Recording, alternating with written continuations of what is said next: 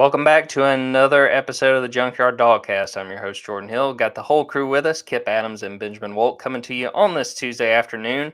And fellas, a lot to get into. You get to this point in the off season and you sort of wonder what exactly we're going to talk about. But we've got a few different pieces of news and notes to jump into. And let's start with what we learned on Tuesday morning, which is that 11 Georgia players have been invited to this year's NFL Combine. Will be later this month in Indianapolis. Run through those names real quick. Running backs Kendall Milton and Dajon Edwards. Receivers Ladd McConkey and Marcus Rosemy-Jack Saint. Tight end Brock Bowers. Offensive lineman Amarius Mims and Cedric Van Pran. Defensive tackles Alan Logue. And the defensive backs Kamari Lassiter, Javon Bullard, and Tyke Smith. I'll speak first, fellas, and just say I don't think there's anything shocking about who was and who was not included on this list. We were talking about this before we got on.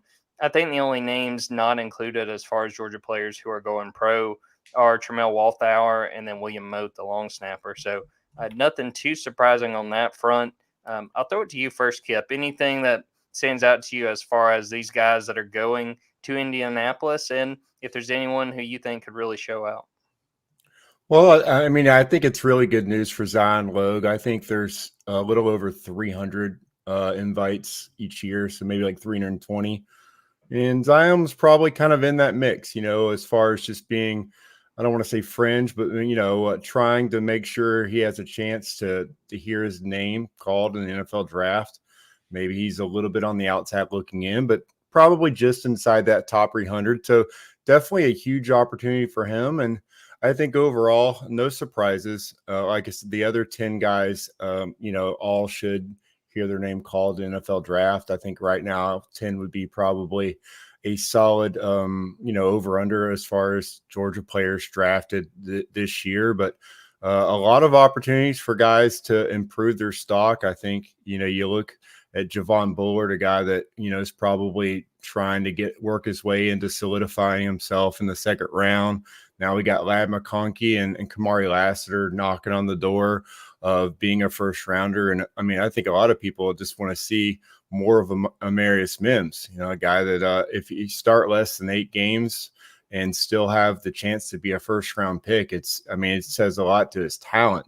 But I think a lot of evaluators just want to see how he compares to a lot of the other guys that have logged a lot more snaps. And so he's got a chance to kind of, solidify himself as a first round pick as well. So I think that this is a really strong group.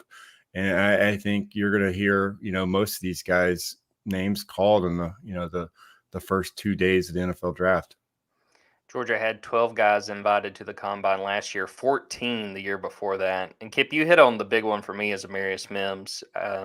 Wasn't a part of like the Senior Bowl, any of that, but has a chance to be a first rounder. And I think this is a big opportunity for him, something of a proving ground to show that he belongs as, where he's considered right now, which is one of the top offensive tackles in this draft class. Ben, what were your immediate takeaways to this group that's going to Indianapolis, and if there's someone in particular that you're really interested in seeing how they perform?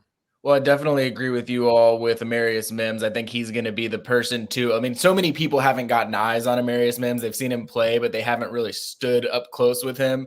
And he's definitely one of those people that you're going to see a lot of tweets about, a lot of social media about, because he's just going to blow people away with his sheer size when people get up close with him. I think he has a chance too, to Kipp's point, to really solidify himself as a first round pick, depending on some of the, athletic traits that he shows that week. I think, not to sound like a broken record, I said the same thing about the Senior Bowl, but I think Ladd McConkey has a chance to. And you never know what what things people are going to participate in versus not. But I would assume that Ladd McConkey is going to be in the really high percentile in the 40-yard dash, in the short shuttles. I think vertical leap is an area that he's going to surprise a lot of people with. And obviously there's a lot of, how should I say this? Preconceived notions about Ladd McConkey that are totally inaccurate. And then people see him for the first time up close and personal, and they realize, oh, wait, my preconceived notions were completely inaccurate. The Combine's a great way for Ladd McConkey to shut that up once and for all, because I think people are going to be surprised just how athletic he is. I think people have come around to the fact, oh, this is a guy that is an elite route runner. He's, always open. He's pretty athletic. I think the combine's going to show for him, all right, there's a reason why I'm always open. There's a reason why I make route running look so easy. And I think that some of those athletic tendencies that he has are really going to show up that week. I don't want to derail us too much, but you talking about preconceived notions. Guys, did either of you see the tweet that kind of went viral of Brock Bowers next to Gronk? Any thoughts, any feedback on everybody freaking out about how little Brock looked? I think it was the perfect fit of Brock Bowers' image to me. It was like, all right, I'm in a t-shirt, I'm in shorts, I look unassuming, but guess what? Not a single one of you wants to cover me right now. Not a single one of you wants to be matched up against me. So I thought it was a pretty good indicator of who Brock Bowers is and what you should expect from him. It was the perfect Clark Kent image, where everyone just doesn't assume that's anyone. And I think that's the same way like recruits and players at Georgia, whenever they would, recruits would be on visits and they would walk by and they would be like, that's Brock Bowers. That's the guy that nobody can defend. And I mean, I think that's just the way he would prefer it. He just goes about and does his work. And then, once you get on the field, you're all of a sudden, hands on your knees and you're like, I can't keep up with this guy. Why? How is he still going in the third and fourth quarter? It's the first rep. So I just think, that's exactly what he feeds off of. And I'm sure a lot of NFL teams are probably hoping that there are evaluators actually formulating opinions based on that photo. Because if he falls out of the top 10, gosh, someone's going to get an outstanding pick. And we're still talking about the combine. I forgot to bring up another guy that I think this is a huge opportunity for because he wasn't at the Senior Bowl, and that's Cedric Van Pran. You look at Jackson Powers Johnson from Oregon. He was kind of the talk of the Senior Bowl, and you had the other guys there too, like Graham Barton and Zach Frazier.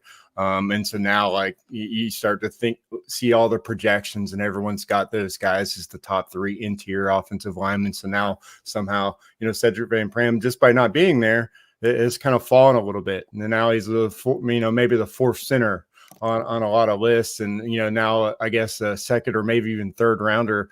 I think this is a huge opportunity for him to remind everyone, hey guys, I started 45 straight games for a, back-to-back national championship team. I'm a pretty good center as well. So I think that's a, for Georgia fans who've seen all the, I guess, mocks or paid attention, and they're wondering, why are they not talking about Cedric Van Pran more? Well, this combine's a great opportunity for him to remind everyone that he's a pretty good center as well. Saw the DGD podcast in the YouTube comments asking about Tramel Walthour.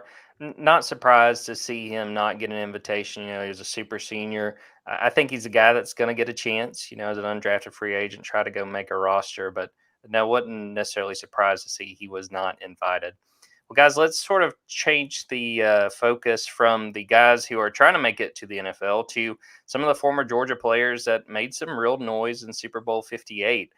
I don't know if you guys felt this way. I just wasn't really anticipating a whole lot of Georgia talk in the Super Bowl between the Chiefs and the 49ers, but we got a pretty healthy dose of it.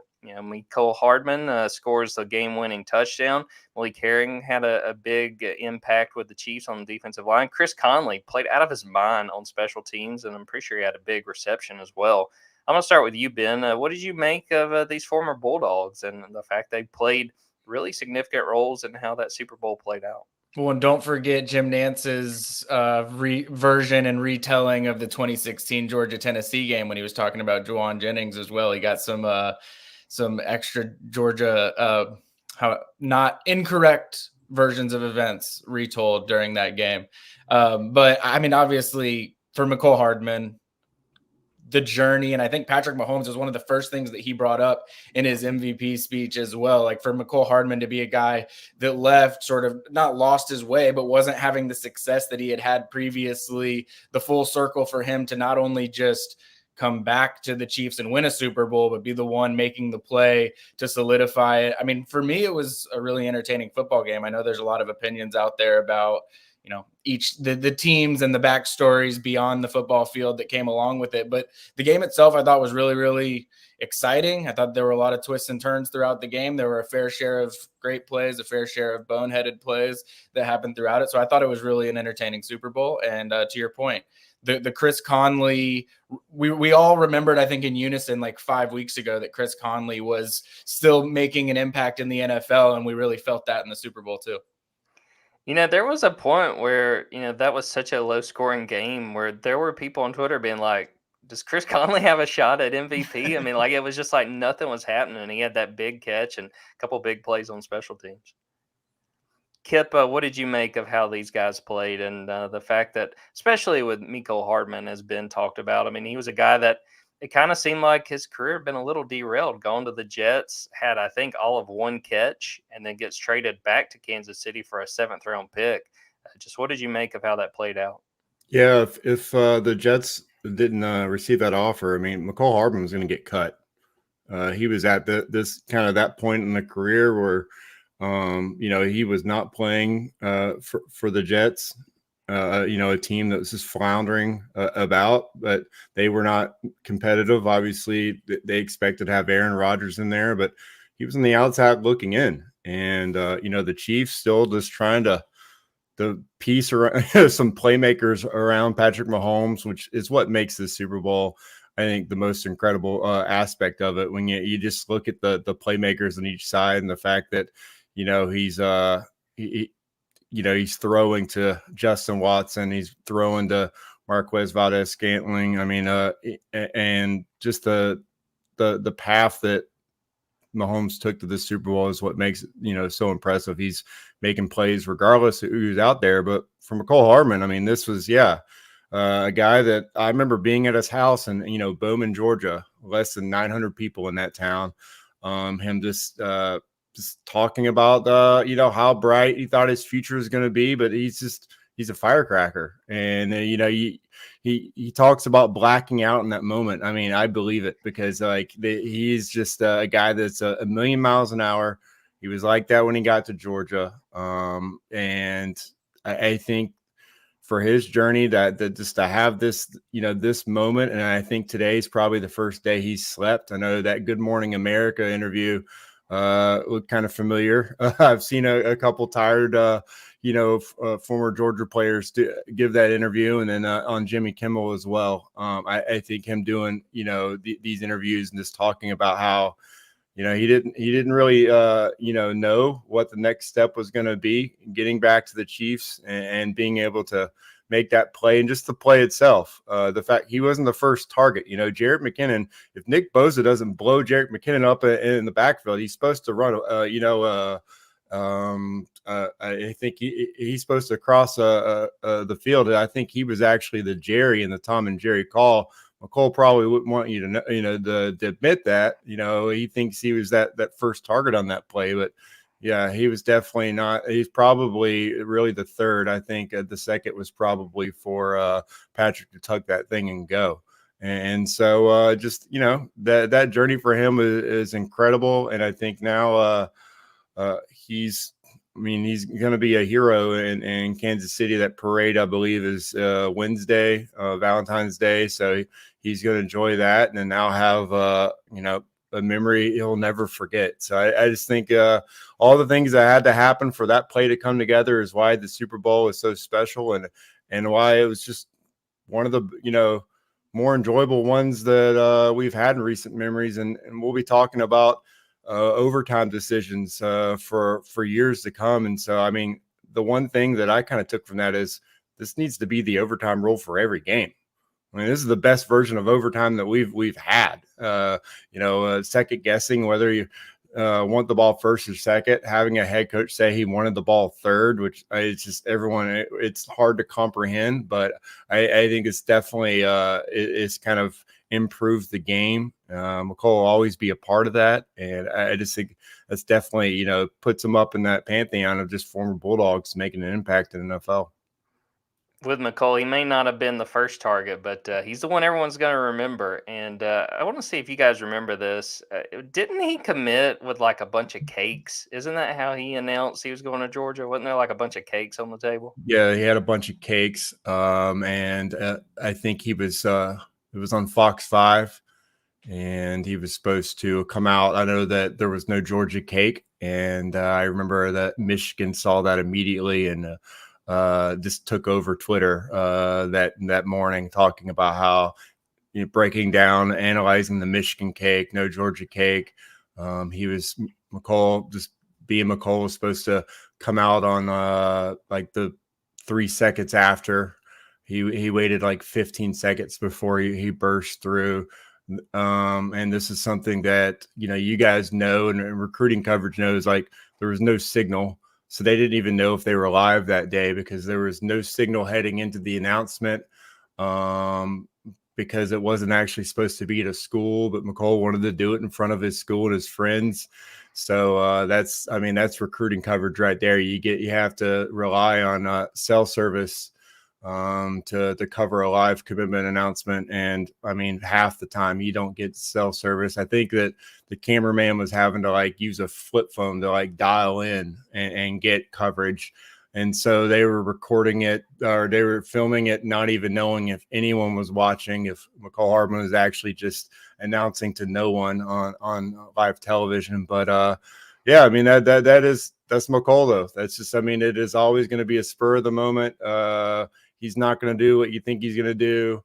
I remember, I believe Jeremy Pruitt was visiting with his family at church whenever he had the coaching change. Whenever it came down that Rick had been let go. I think that was he was in that first class for Kirby. For us, it was never really a question of where he was going to go, but again, that's the McCall Hardman experience that you sign up for. So I think still a fan favorite, and still a guy that you root for. Is anytime you hear him talk, you just know that he still has that pure joy in his voice. And I think that was a moment that he's never ever going to forget. Definitely a special moment for him, but also Georgia fans. I know they were super excited to see him make that play. We're going to take a quick break, come back, and talk about Georgia's latest addition from the transfer portal, and some recruiting news from our guy Ben Wolk.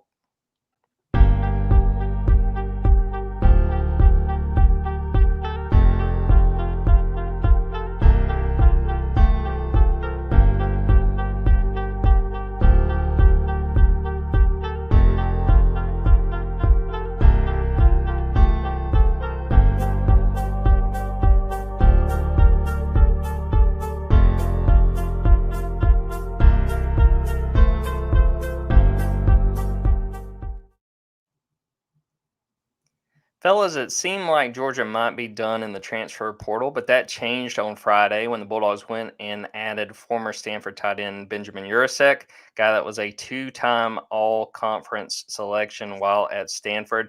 Very promising tight end, guy that was banged up a little bit last season, but has a very, very nice resume to work with. I'm going to throw it to our resident Benjamin expert first. Ben, what do you think about the addition of the former Stanford tight end and what he can bring to the Bulldogs? Yeah, I think he's the first Benjamin that I would have ever known that would come like after me in some kind of alphabetized situation. I think Benjamin W usually takes the cake, but the Benjamin Y, respect to him for holding it down for all the Benjamins in the football program. Really impressive pickup. I think that the question everyone's probably been asking about Georgia's tight end room is, what does it look like post Brock Bowers? You sort of lose 2 years in a row, Darnell Washington and Brock Bowers, who are sort of one-of-one types at the tight end position. And so you have guys like Oscar Delp, Lawson Lucky, Pierce Sperlin, incoming guys like Jaden Riddell, Colton Heinrich that are, they have a lot of potential. There's a lot of promise. Obviously Oscar Delp is sort of the veteran in the room at this point, but I think Georgia wanted to accomplish two things with this. They wanted to accomplish, one, get a veteran guy in the room, someone that will sort of, a Stanford graduate. He graduates from Stanford this semester. I think that's always a type of person that you would like to add to your room just from a leadership standpoint. And then how do you backfill some of that pass catching ability that Brock Bowers brought to the offense and changed your ability to line guys up in different spots around your offense. And I think that Benjamin Yurosek is probably one of the only tight ends in college football that does things similarly when split out to what Brock Bowers can do. I don't think you're ever going to say this guy is Brock Bowers. I don't think that's a fair thing to put toward anyone, but by now I'm sure a lot of you have seen the clip of him taking an end around 50 yards against USC. He does things that other tight ends don't typically do. So I think it was a really important addition for Georgia, knowing that it could level up in its tight end group. They had already looked at a Notre Dame transfer, Holden Stace, earlier in this cycle that ended up at Tennessee.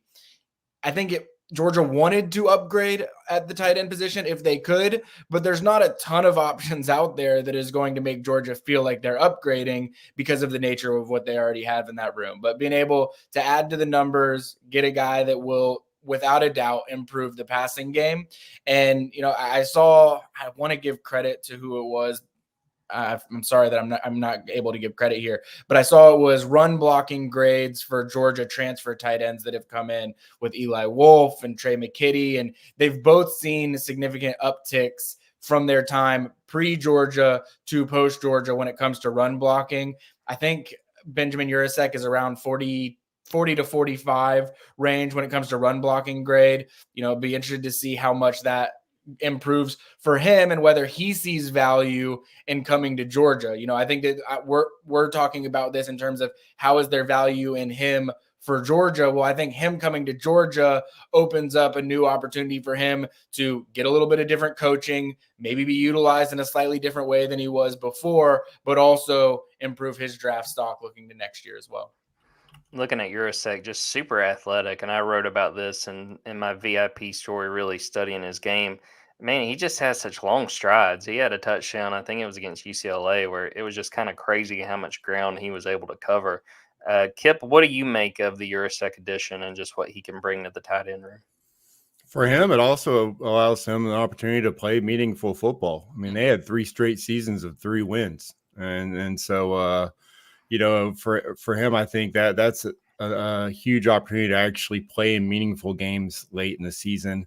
No offense to the Cardinal, it's just been a tough go of it as of late, and I think, for Georgia, I mean, it's really a no-brainer. You look at the last time that they had 2 capable, starting tight ends that were healthy. It was Bowers and Darnell Washington, and I think that was, really just allowed them to utilize so much more of the playbook. And, obviously, I think Oscar Delp's the returning starting tight end. I mean, he started 10 games, last season for Georgia.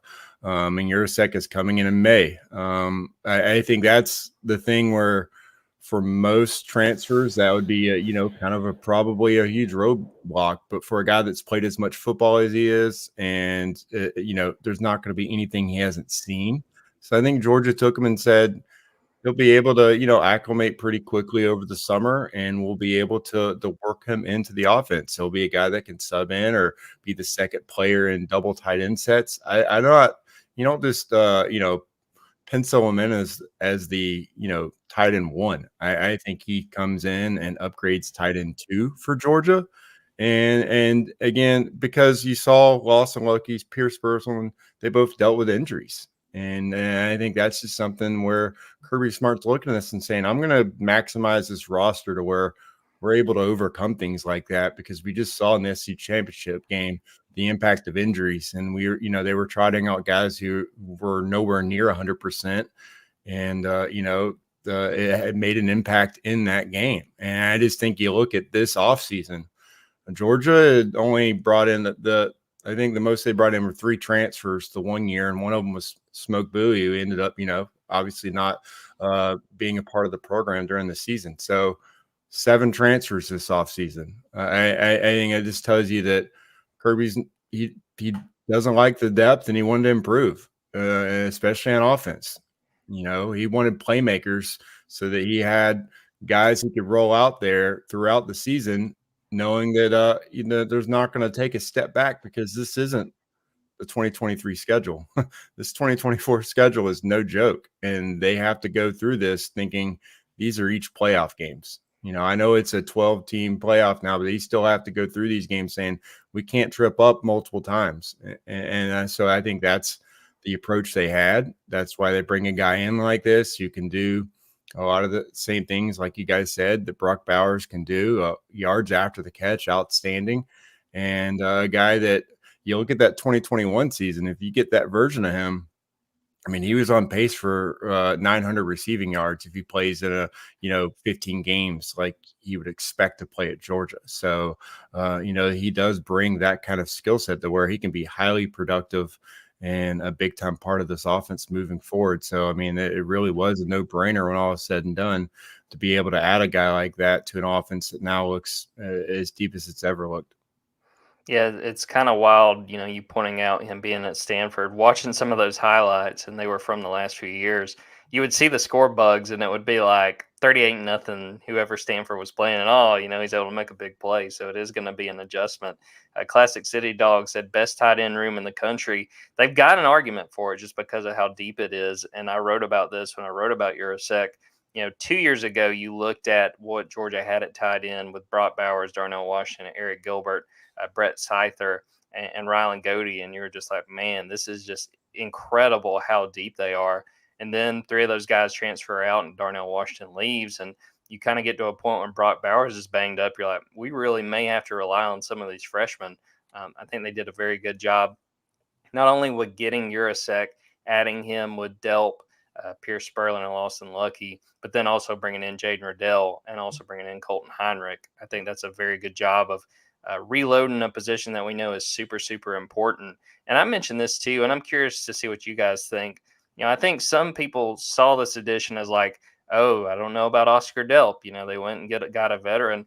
To me, this just opens up more where we'll see more 2 tight end sets, see both those guys getting involved.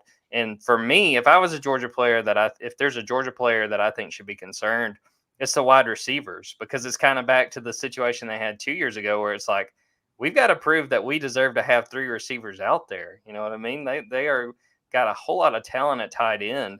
These receivers need to be able to prove that they're worth giving reps to in these games. Yeah, I mean, earning reps, that's exactly what Kirby wants, though. That competition. If you want 3 wide receiver sets, then prove to me that that's the best look that I can have out there, especially on the perimeter blocking. I mean, prove to me that you guys can go out there and perimeter block as well as the guys that I have in this position group. And I think that's how you earn snaps in that wide receiver rotation and get the opportunity to catch touchdown passes from Carson Beck is first down, second down. Maybe you're blocking on one of those 2 reps, you take that play off.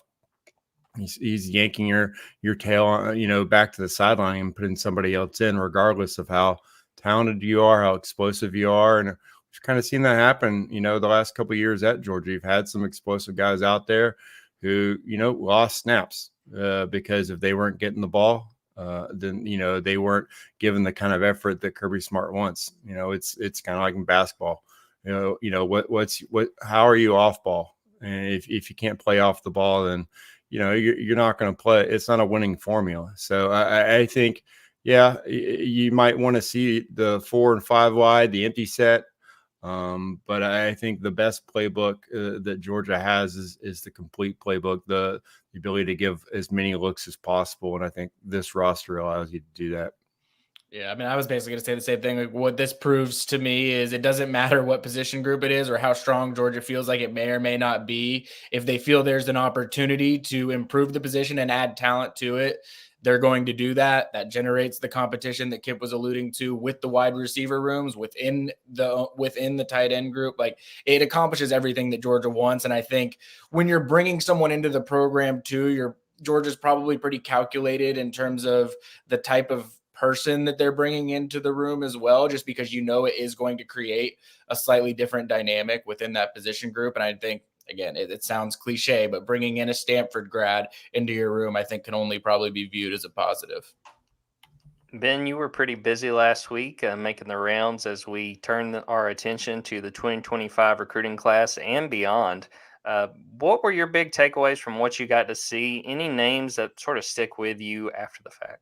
Well, the first thing I wanted to do during the dead period was get down to South Georgia, just because one, we don't have as much of an opportunity to get down there all the time. But two, I think that some of the priority targets for Georgia in this 2025 class are down there. And I think that includes uncommitted guys, and that also includes someone that they have committed in the class as well. So the three players that I really wanted to highlight from that trip, and there was more from that visit too, that beyond these three, but the number one player in the state, Elijah Griffin, defensive lineman from Savannah Christian, I think, and I would be curious to get your viewpoint on it as well, is the most important recruit in this class for Georgia. I mean, he's along the defensive line. He's someone Georgia has been recruiting since he was in 8th grade.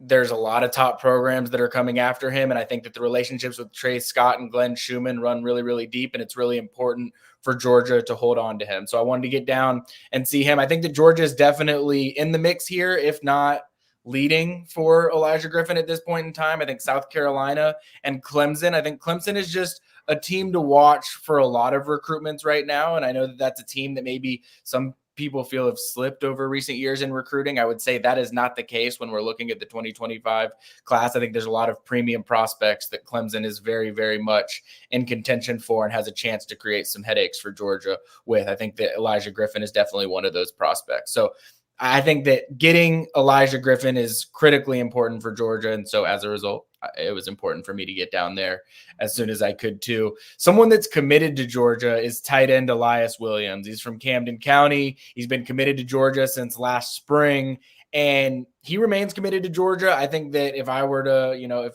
there were betting lines on it, I think it would favor him sticking with Georgia in the long run. But I think that we all know how this spring and summer is going to be with official visits and trips elsewhere. And, the NIL component of all of this, that it is becoming more and more prevalent in every recruitment. And for a lot of these 2025 guys that have already committed, some of those conversations haven't happened yet. And some of those more complicated parts of the equation are going to be factored in. And so, he's getting recruited heavily by Florida State. That's a school that he talked about a lot when we were down there discussing his recruitment. And Miami, which is a place that he hasn't actually visited yet, but someone that he's been in regular communication with. And I think that everybody, based on how other recruitments, just look at last cycle, Nye Carr flipping from Georgia to Miami relatively out of the blue. I think that everyone is conscious and aware of the threat that Miami poses in the recruiting world as well. So I think holding on to Elias Williams, who is we've been talking about the tight end position a lot during this podcast, talk about a freak of nature at the tight end position. And he's someone that physically, like frame wise, is not Darnell Washington-esque in terms of probably just total mass, but in terms of frame and height and length, he's really comparable to what Darnell Washington does. And then athletically, he's the best basketball player in their region. His basketball team is the number one team in their region. They're a team that can make a really deep tournament run. So he is a legit college basketball player as well. His high school basketball coach thinks he's someone that probably could get legit Power 5 offers if all of these basketball programs didn't know that he was the number one tight end in the country and was definitely going to be playing football. So someone that's really impressive. And then the last one that I'll bring up is he's listed as a 3-star at 24/7 Sports right now. I'm interested to see how that develops and where things go from there. But wide receiver from Calvary Day, Thomas Blackshear. So he's someone that was on a visit to Georgia at the beginning of the month. He was scheduled to be there at the end of the month as well, but he wasn't able to make it. So he only took one visit to Georgia during the contact window, but that was the only visit that he took. He created a sort of a public top 3 right after that visit of Georgia, Tennessee, and Florida State. But when we were having our conversations, this communication is just much more constant with Georgia and Tennessee right now. So I would say that those are the 2 schools that he's really looking at, the 2 schools that I think he'll take visits to for spring practices, and the 2 schools that I think he would schedule official visits for in June. I think he's someone who could be closer than most to wanting to make a decision. And I think you see that in the fact that he's narrowed it down really to 2 choices. He's getting pretty close to decision-making time. So he's someone that Brian McClendon has spent a lot of time into. He went down to see a couple times. Kirby Smart took a helicopter tour down to Calvary Day to see Thomas Blackshear and a couple of other of the 2025 prospects that they have. So, those three guys are three that I think Georgia would really like to add.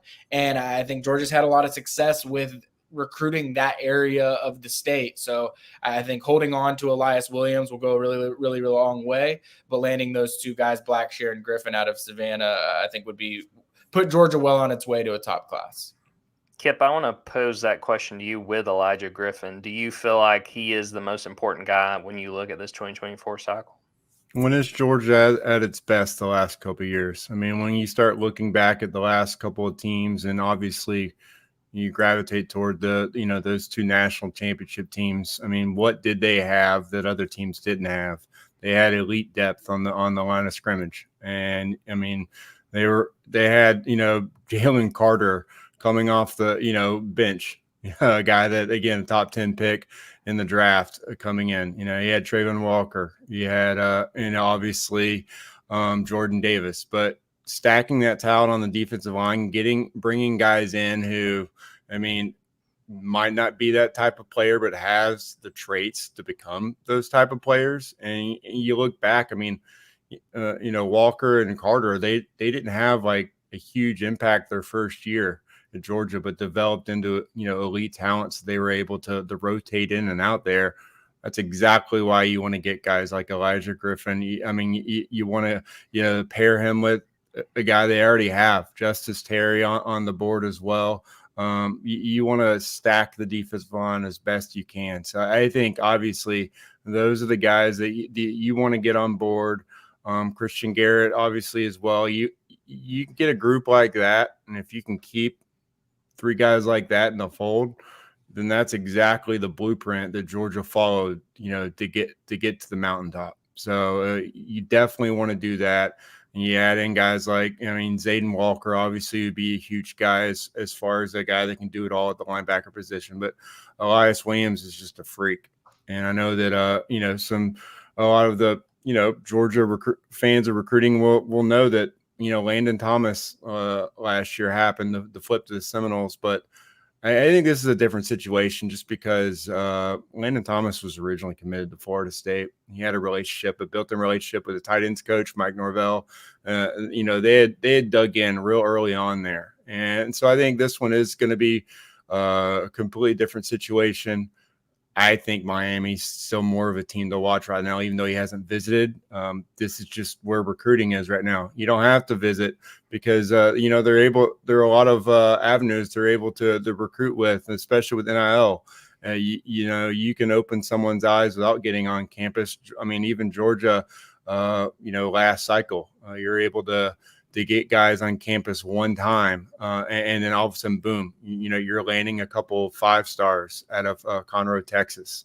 Guys that we had barely begun talking about, all of a sudden they're getting crystal ball to Georgia. That is how the elite programs recruit. So the thing that I'm taking from all this, though, is I go back to the fact that you got a special group in state, especially on the line of scrimmage. But, man, that wide receiver group, you bring up Thomas Blackshear. I mean, this is the time of the year where fans are like, which guys do I need to focus on? Who are the names that I need to follow? Because who is Georgia, making a focus on? And I think Thomas Blackshear is in that group with C.J. Wiley, with Travis Smith, who we've brought up multiple times. C.J. Wiley out of Milton, Travis Smith out of Westlake, and then also Sam Turner out of Southwest DeKalb. I think you look at that group, and, Georgia would sign up for that group right now. And to think that you could have 4 guys at the wide receiver position in the state of Georgia that are looking heavily at Georgia. Georgia is a strong contender for all of them. Just the potential for them to not have to go out of state. I mean, they can get a guy like Taylor out of Illinois who just keeps showing up to Athens seemingly every other week. But if they land an in-state group like that, then that's a stronger wide receiver group than you could hope for. I think that's just really good news in February to be talking like that, because obviously other guys are going to emerge. But that's a strong in-state group of pass catchers, as strong as we've seen the last couple of cycles. Ben did a really good job of outlining in the past week or so some of the names to know, and I would encourage you guys to go to Dogs 24/7, read those stories because they are very insightful, and be sure to go to Dogs 24/7 period as we're going forward as this 2025 class really rounds into shape. Georgia men's basketball minute, and boy, let's try to get through these 60 seconds as quickly as we can. Things have not been going well for Georgia. 5 straight losses. They're now 14-10 overall. One loss away from tying the longest losing streak of the Mike White era. Since the last time we recorded, they suffered 2 losses on the road at Mississippi State, 75-62. Just a game it didn't feel like Georgia was really in the mix for as that game wound down. It was a situation with like 6 minutes left. I think Georgia got within 3 and then just couldn't keep scoring. Mississippi State put it away. At Arkansas, 78-75. Georgia picked the absolute worst game to have its worst game from 3-point range. Just could not hit shots, really struggled. Had opportunities late, got 2 looks from 3-point range in the final minute and change and missed both of them.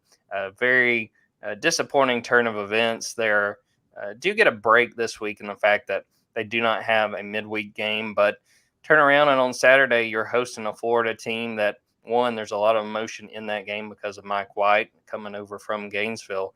But 2, this is a Gators team that absolutely dominated Auburn over the weekend. So not a very good looking situation. I think the NCAA tournament talk is completely over for Georgia. And now they're really at a point where they're just fighting to remain relevant in the NIT conversation.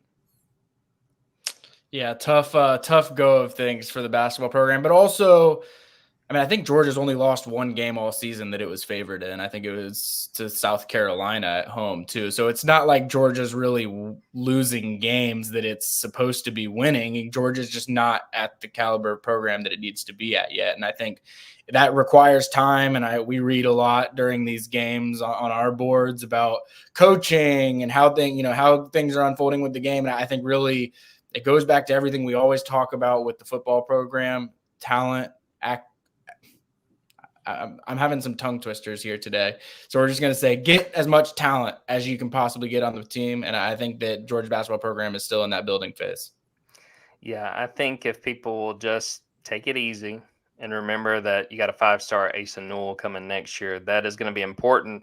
But at the same time, year 3, I think, is going to be the measuring stick for Mike White and company, especially because you started this season, particularly conference play, really, really strong, and just haven't been able to keep it up. You're now seeing kind of that regression to the mean, and this is kind of just where Georgia basketball's talent and experience are early in the season. Late in these games, you kind of saw them, it kind of fall, to the wayside because they don't have guys who are used to winning SEC basketball games. And so I think right now, this offseason is going to be real critical, just assuming that they don't go on, a magical run. It's not just about talent acquisition, though. It is about talent retention. And that's what sunk Tom Crean after, he had that magical recruiting class, bringing in Anthony Edwards and, not getting anything out of it. And then it was that mass departure. So he's got, obviously a 5-star on board right now, but you got to keep these guys in the fold that have shown promise to you so far. And that way you have an experienced roster heading into what looks like it'll be a kind of a pivotal year with some big time expectations for this program. I appreciate you picking me up there, Kipp, with the talent acquisition. And speaking of talent acquisition, I don't know where Jordan was going with the close of this podcast, but I must call out for all of our listeners, our dear friend Jordan. This is his last podcast as an unmarried man. He's getting married on Saturday. So everybody, hopefully you don't have a glass of champagne in your hand as you're driving listening to this, but the next time you get a glass of champagne in your hand, make a toast to Jordan getting married on Saturday, and we're very happy for him.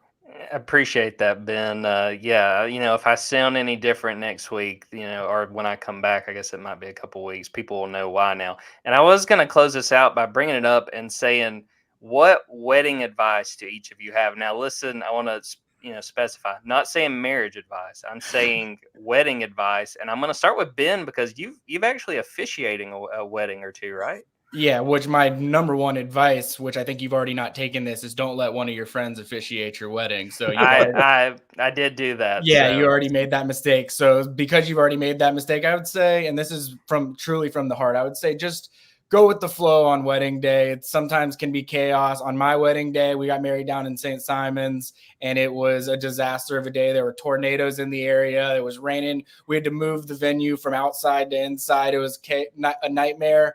And I am happy that we just, went with the flow. We look back on it as one of obviously our favorite days of our lives. So the fact that things are not going to go according to plan, but it's still going to be the best experience of your life, that would be my number one piece of advice. Kipp, what you got? You have to approach this like, it's a big test because it is. So get plenty of sleep. So, I mean, don't go full, Jason Kelsey the night before. I don't need to see you out there, in costume at 3 a.m. Don't forget to eat breakfast. Don't forget to shave. Give yourself plenty of runway to get ready. Make sure you know where the rings are, or you have a line of people who are in charge of doing that in case a couple people fall through. And take your time. And you know what? Underrated advice, but wear the most comfortable and clean pair of underwear possible. I'm going to get off this podcast and write all that stuff down because that is definitely good advice. My biggest thing that I've been telling myself, going to hydrate, going to make sure that I am feeling good because I know it will be a very long day. Well, we will close that out right there. I appreciate Kipp and Ben, not only for their great wedding advice, but also for popping on for this podcast. Thanks to everyone who watched this live, everyone who is listening to it after the fact. If you haven't already, be sure to go to Dawgs247.com, subscribe. You'll get all the Stay Wolk recruiting information, all of our stories on Georgia men's basketball and football, which we're probably about a month away from the start of spring practice. Be sure to also go to YouTube, go to Dawgs247, subscribe there. You'll get the Mike White interviews, the player interviews from men's basketball, and again, in about a month, Kirby Smart press conferences and Georgia football player interviews. So for Kipp Adams and Ben Wolk, I am Jordan Hill. Until next time, take care, everybody.